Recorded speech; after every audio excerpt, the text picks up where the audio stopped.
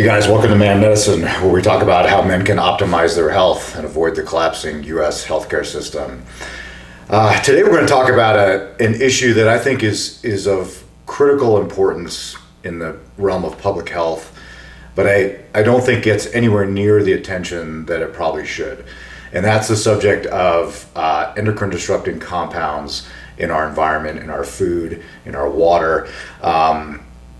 EDCs, as they're called, are extremely prevalent. They're everywhere. The good news is we're getting better at identifying them. The bad news is, as you'll learn later in this little talk, is that it's almost completely impossible to eliminate them. So there's some things you can do to reduce your exposure, and we'll talk about those. But I want to bring this to your attention, because this is something that groups like the Endocrine Society have been talking about for a long time.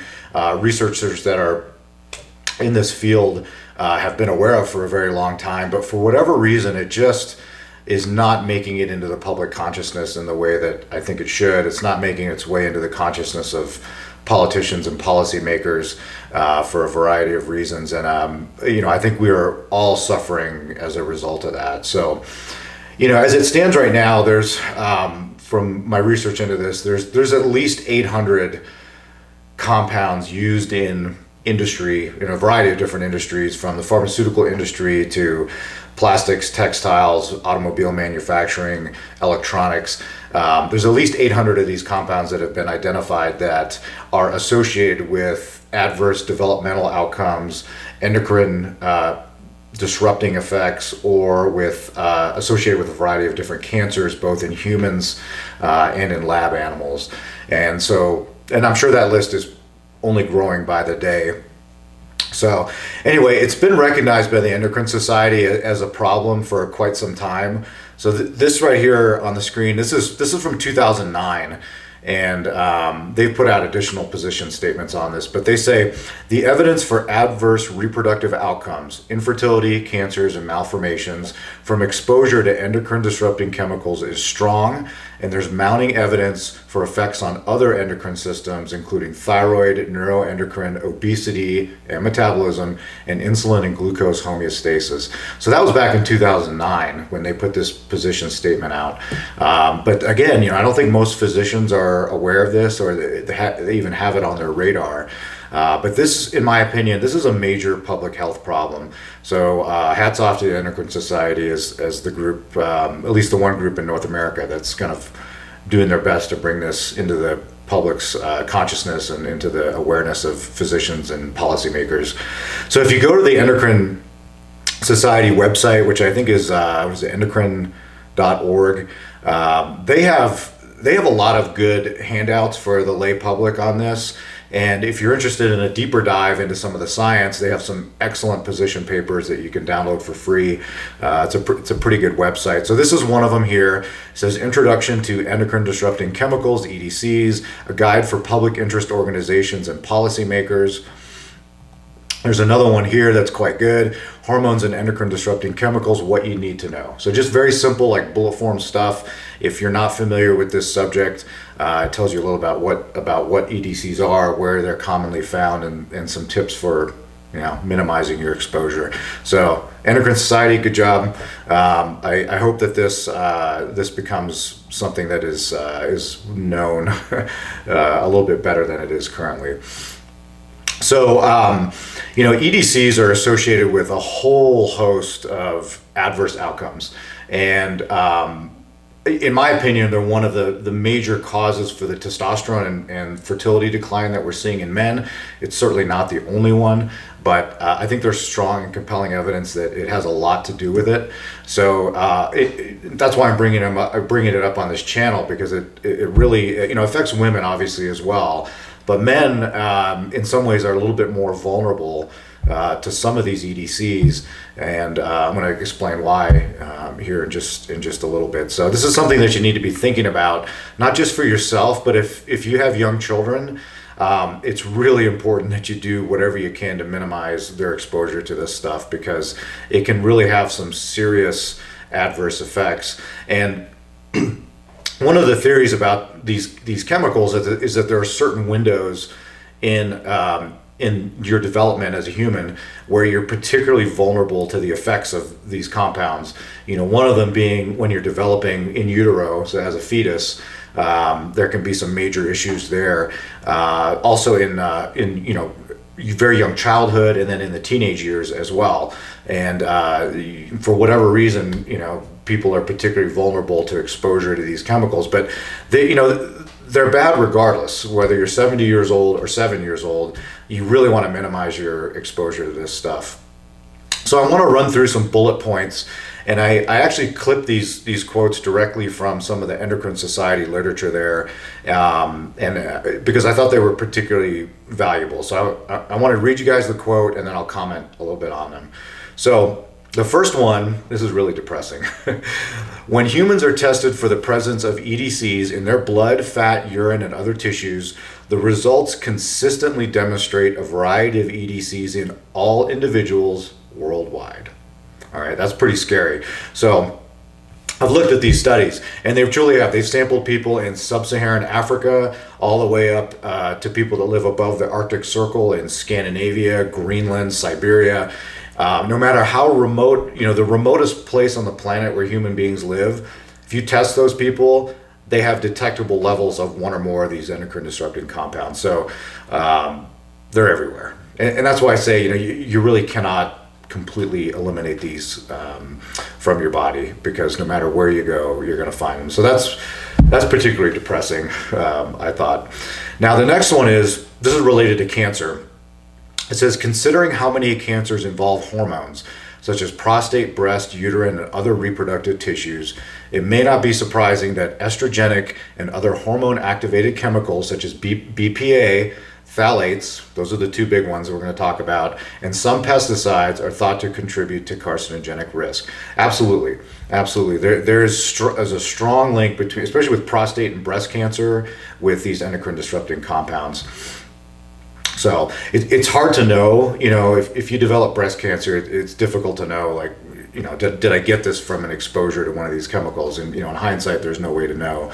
But there definitely seems to be an epidemiological link between exposure to these chemicals and then the subsequent development of one of these hormone-sensitive cancers, later on in life. And this one is particularly interesting. I talk a lot about the obesity epidemic, and, obviously there's a huge number of reasons why we're suffering from an obesity epidemic, but there's some pretty good evidence out there that endocrine disrupting compounds are playing a role in this.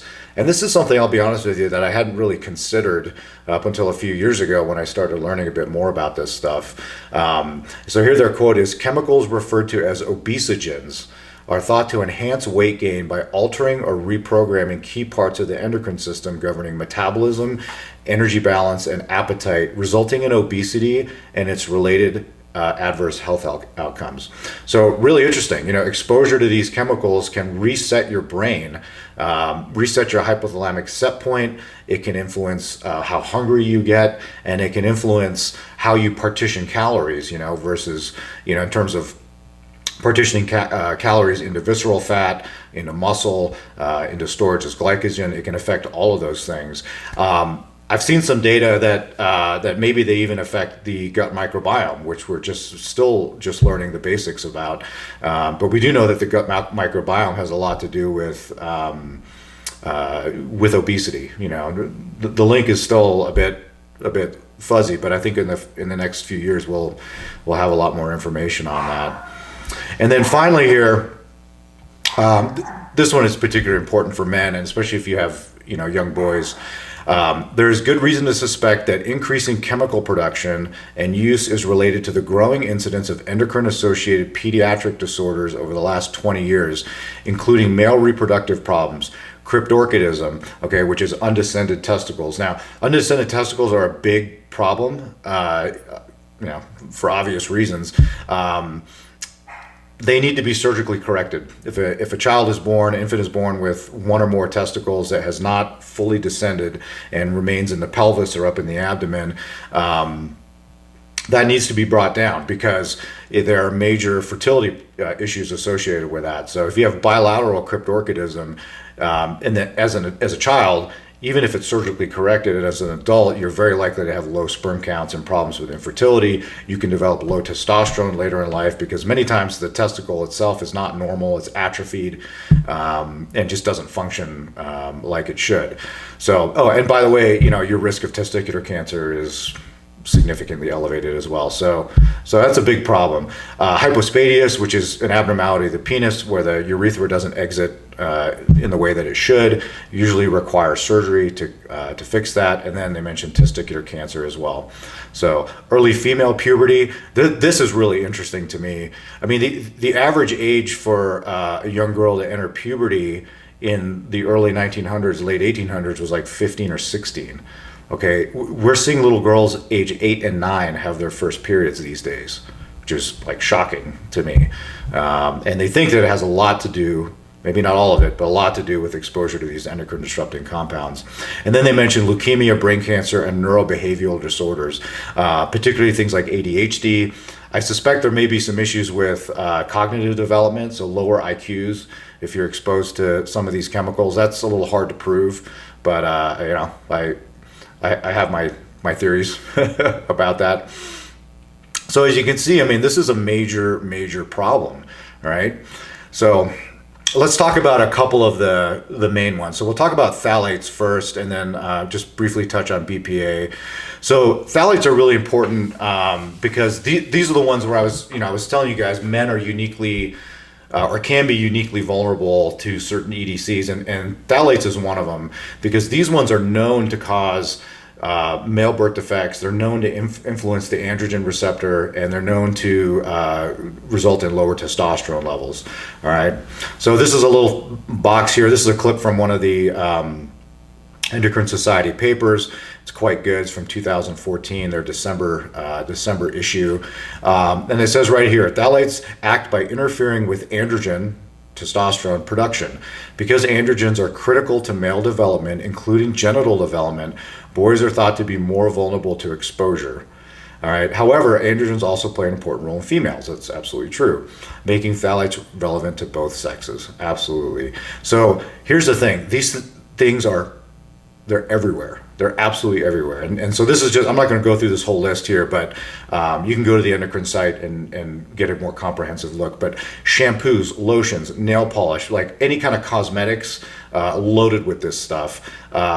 Baby products, which you think, like baby lotion and baby shampoo, they take extra care and be a little bit more careful with this stuff. No, it's loaded with phthalates. New car smell, anything that has artificial fragrance in it, that sort of thing. And this one's particularly depressing for me. Medical equipment, especially like IV tubing.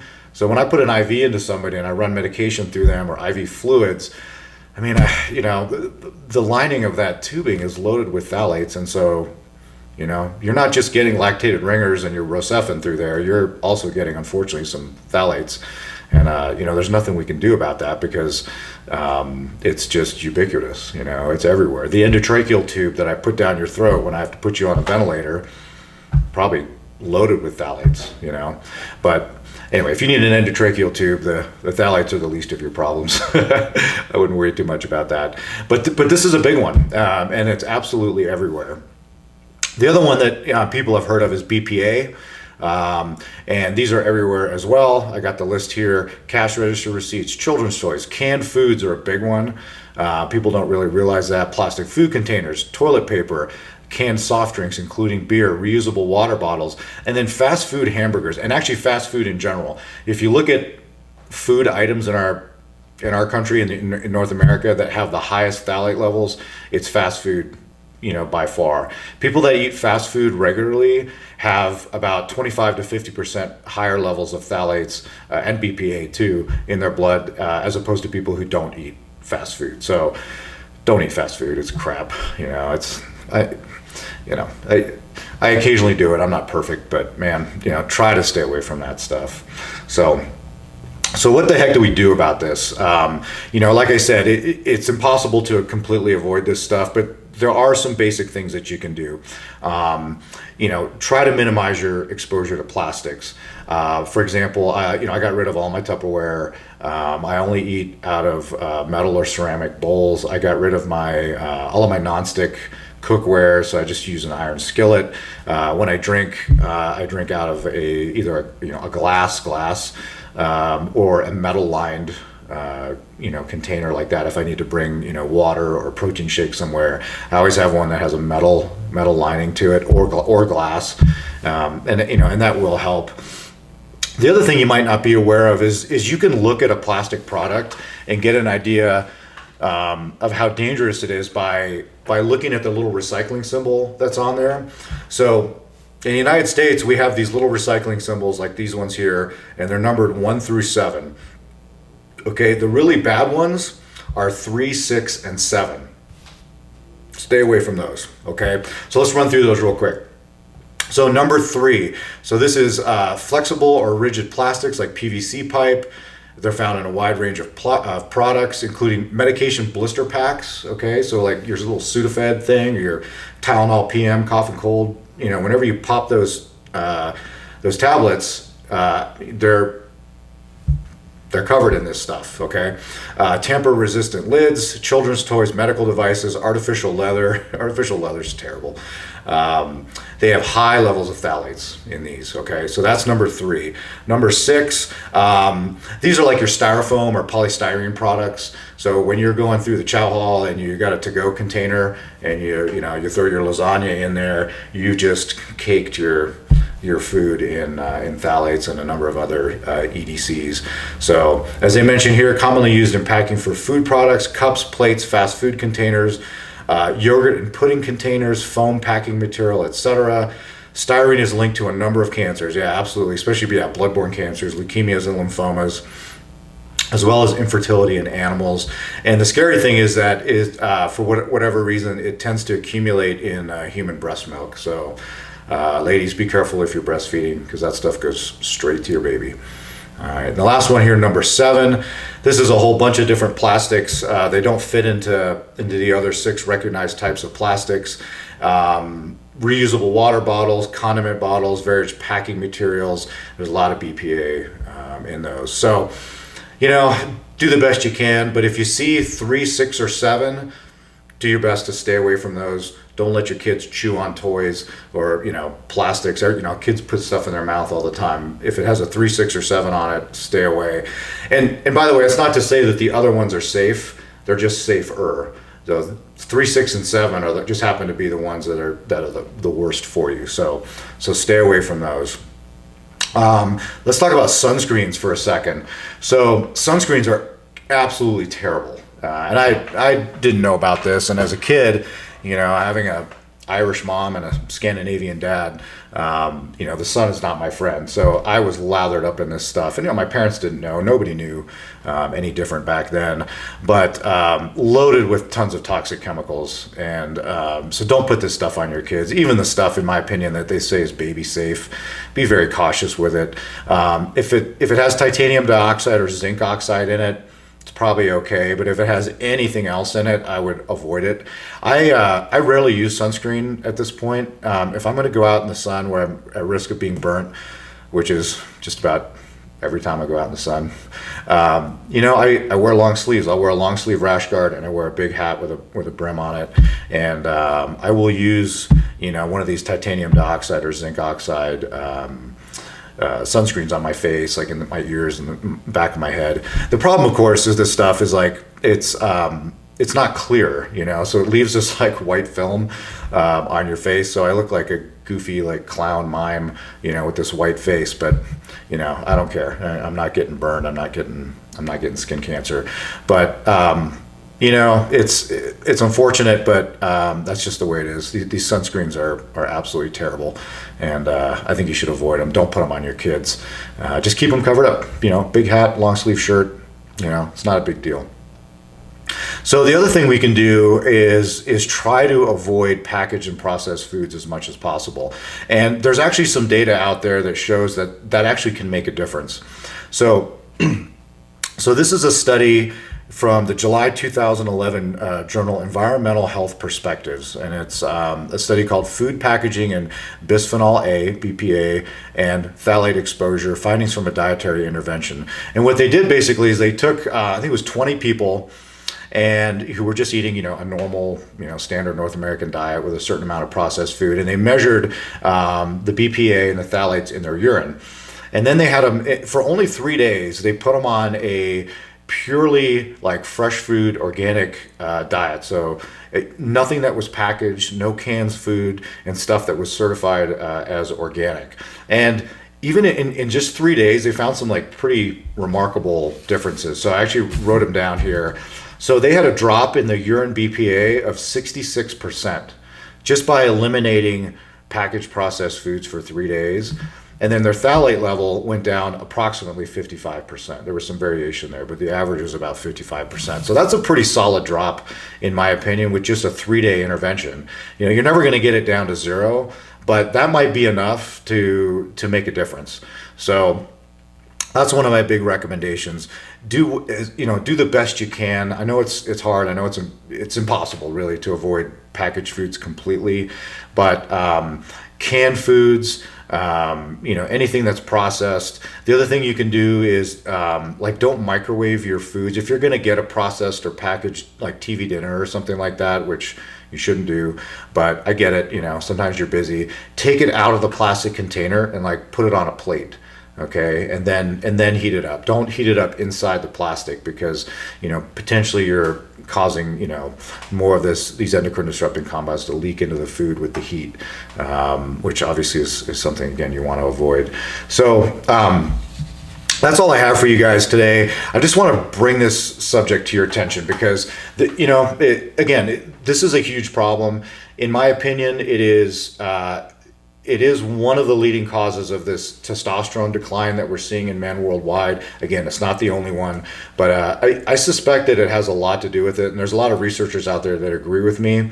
I can't prove this, and this is just my opinion, but I think that, the rise in these weak, soft soy boys that we're seeing in the under 35 age group, I suspect that heavy lifelong exposure to these endocrine disrupting compounds may be playing a role in that. Again, just my opinion, I can't prove that.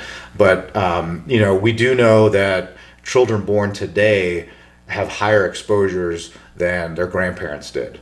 And, it makes sense with, how potentially dangerous these things are, that lifelong exposure from in utero into adulthood is going to have an effect. And so I don't know if that's what's causing all these soy boys to come out of nowhere, but I don't know. I have a strong suspicion that it might be the case. So, but again, that's just me. That's just Andrew's opinion, and certainly not an official statement from the Endocrine Society. All right, guys, feel free to leave any comments and let me know what you think about this. Do your best to avoid this stuff. I know it's hard, and I will catch you next time. All Man Medicine video and audio has been created and shared online for informational purposes only. This podcast does not constitute the practice of medicine or professional healthcare services of any kind, including the giving of medical advice. I am not your doctor. No doctor-patient relationship has been established. This content is not meant to be a substitute for professional medical advice and should not be relied upon solely for that purpose either. The only purpose of this content is to present peer-reviewed, research-backed health information for your consideration. As always, rely on the advice and guidance of your personal physician before undertaking any activity presented here, and if in doubt or not comfortable with said activity, practice discretion. Your health is your responsibility and not ours. Finally, I take conflicts of interest seriously. I accept no compensation whatsoever from any private corporations, including pharmaceutical or supplement companies. You can trust that if I recommend a medication, product, or service, it's because I genuinely believe in it and not because I'm being paid to endorse it.